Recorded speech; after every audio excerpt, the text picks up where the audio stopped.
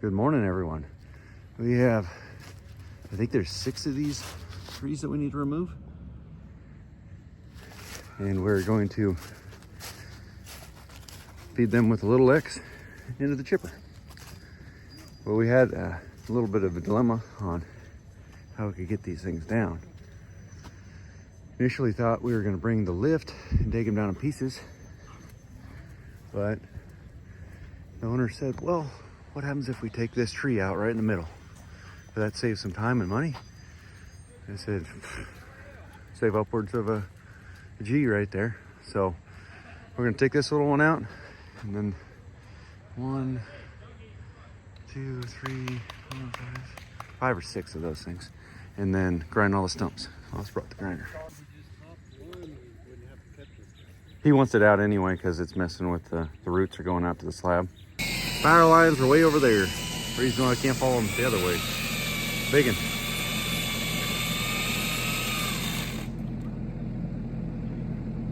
Yeah, he offered it.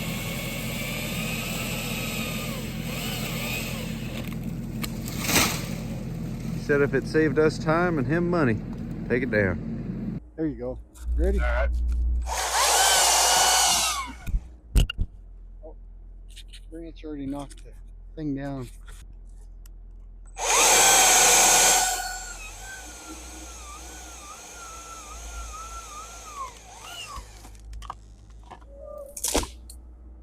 I'm gonna pull that one to me a little bit. I think. Maybe not. Oh, hold it, hold it. You're okay. It was starting to pull out the curbing, but it started sliding.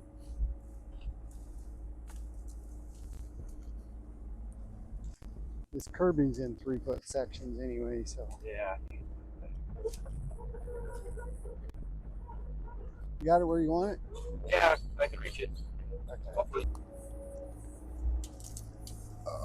That kind of grapple wants to break the tip off easier.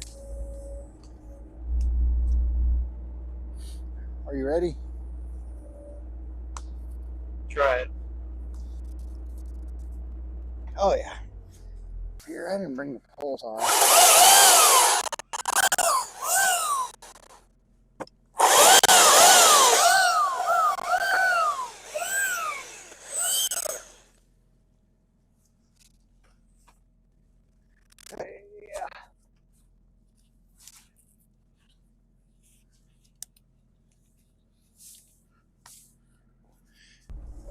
Engine light for low radiator fluid came on, and he put some more antifreeze in it. It had somebody gave him some, or I forget what he said. Yeah, he was out on the road.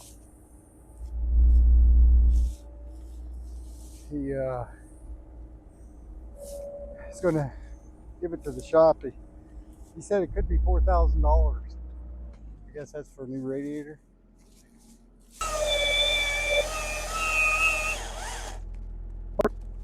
Closes up on the saw. I might have a little tension on it. It's in the tree. Are you ready? Yeah.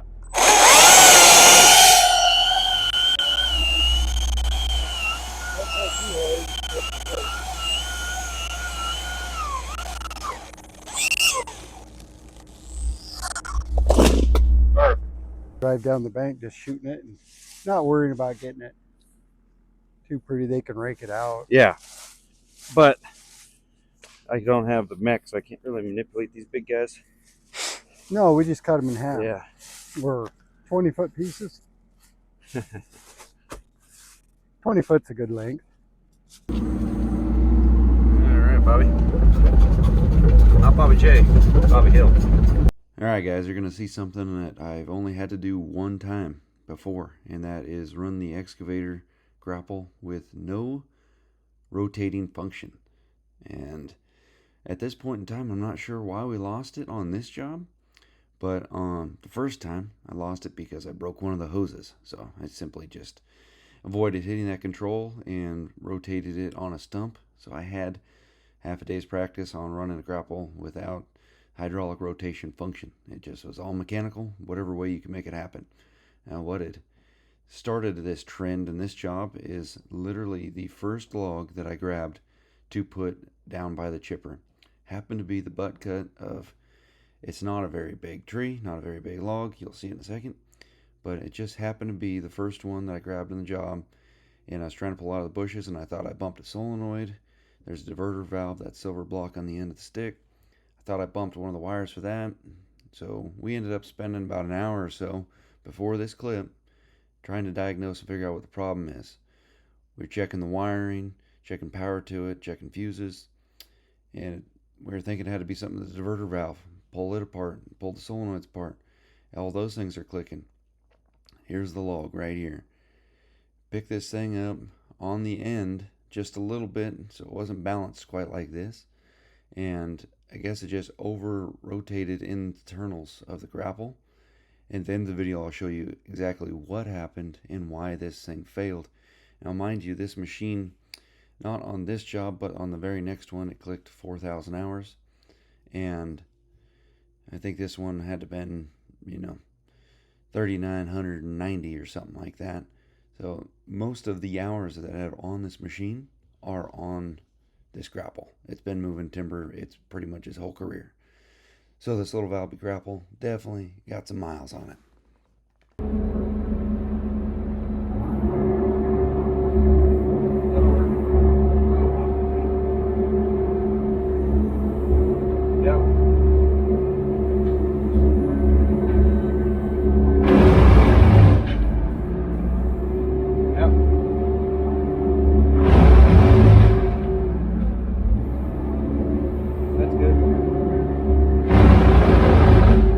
Stop it there and spray down the line a little bit.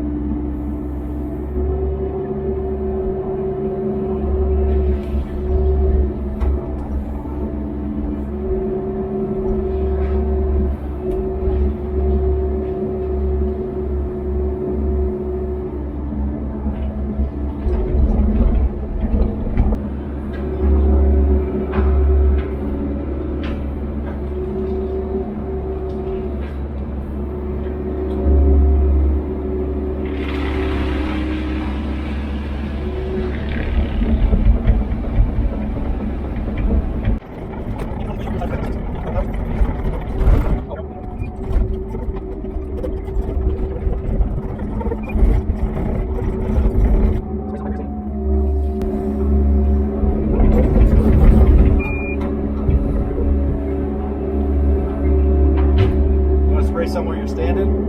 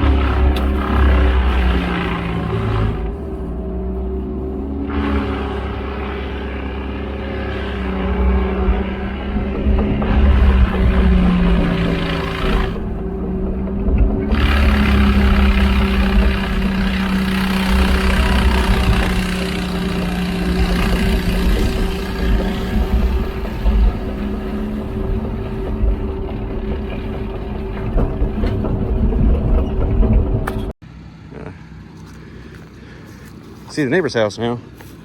That's for sure. There's not too much to pick up here. We got lucky and drug most of that out of there with that big bushy center whatever tree.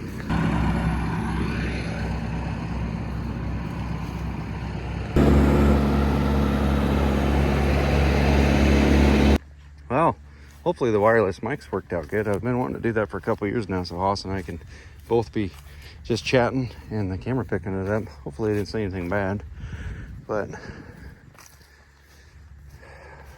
finished it with no rotation on the grapple. That's kind of goofy. I've had that before because I broke the hose because the rotator stopped working. Go down here and grab my toolbox. Change order. When I dropped off the machine last night, he said he wanted chip spread here for erosion protection. So that's why we had to drag it out the driveway. Main idea was just to position it up there and shoot them over in the neighbor's yard. We worked, actually not for the current owner, but the last owner next door. We worked for them quite a few times. And any of the OGs, I think if you remember the Grapple skidder, that was one of the only jobs, maybe 2-3 jobs that we used that thing on, was here, skidding out through back there. But this is our grandson.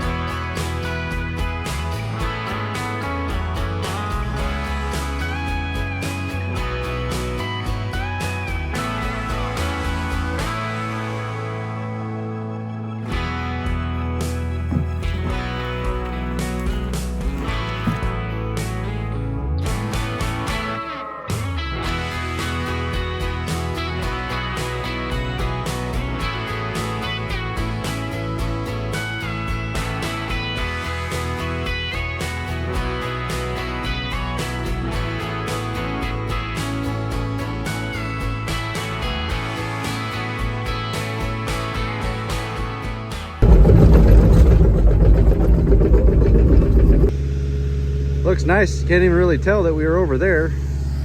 That little episode right in the middle, that might be a tell sign that we were somewhere in this vicinity. Well, the calm after the storm. Look at here. Big old pile of fluffed up dirt and roots. Smoothed out all this. He said don't worry about any of the plumbing. He's gonna have to redo it, but didn't hit any of it. You can see main concern why taking these trees out.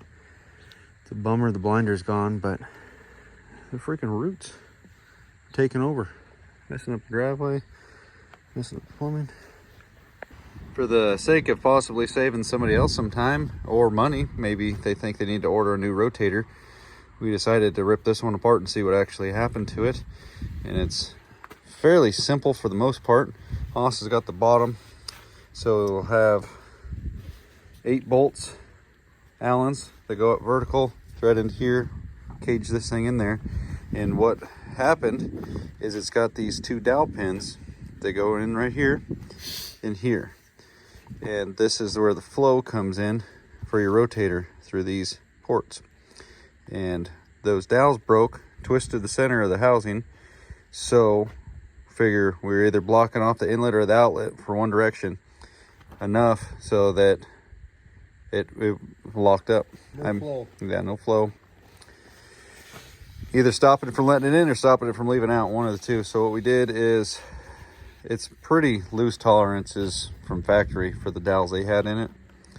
And we went back and forth with maybe putting a shoulder of a bolt in it. We ended up just using the shank of a screwdriver. Meant close, almost is a little bit bigger actually than what the dowels were. So that's what happened to it. Hopefully that saves you guys some time or money.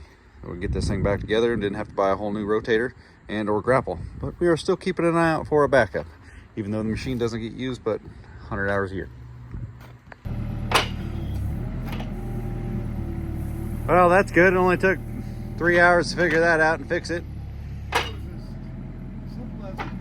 Yeah. And all it cost us was one Harbor Freight screwdriver. Well, you put that many hours on you, you're gonna be that loose. That's cool.